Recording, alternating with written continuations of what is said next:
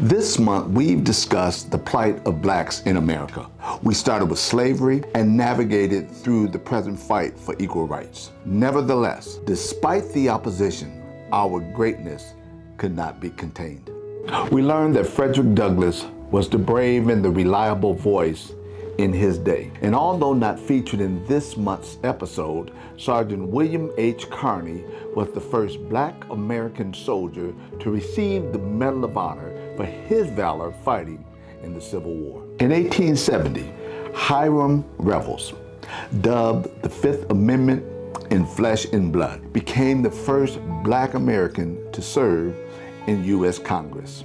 And what's fascinating is, as much as blacks in America have been suppressed and resisted, thousands of white Americans and every other race have lived because of the HeLa cells taken from Henrietta Lacks, a black woman.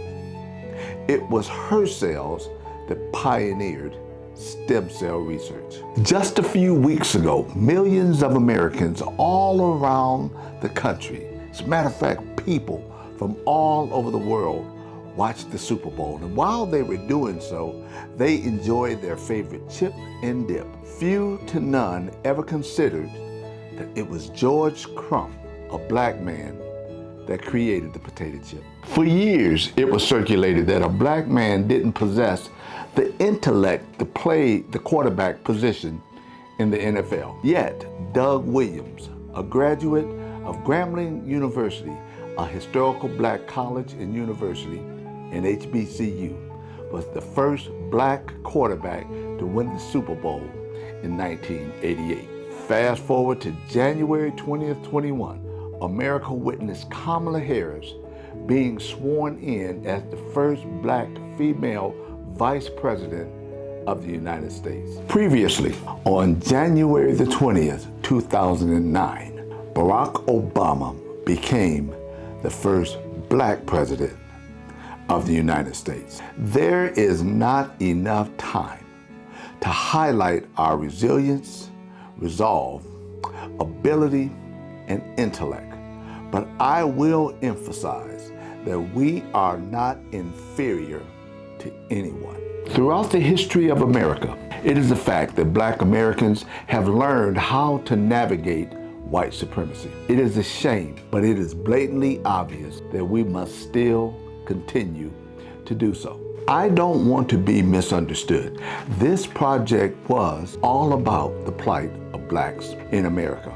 But that does not insinuate that all people of the Caucasian race feel that others are inferior or that they are superior. There are millions that share a love and respect for all of humanity, and I know that for a fact to be true. With that being said, I will recite a quote that I saw on social media, and I felt it was applicable to state here. It read, "Don't be fooled. If a race were truly superior, they wouldn't have to hide so many truths, perpetuate so many lies, and work so hard to handicap those whom they consider inferior." Now, before I close out, I want to say that I dedicate this video to my sister, Kendra Candy Zimmerman. Today, she would have turned 66 years old.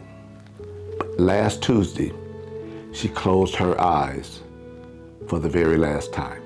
Candy was a strong mother, grandmother, and sister.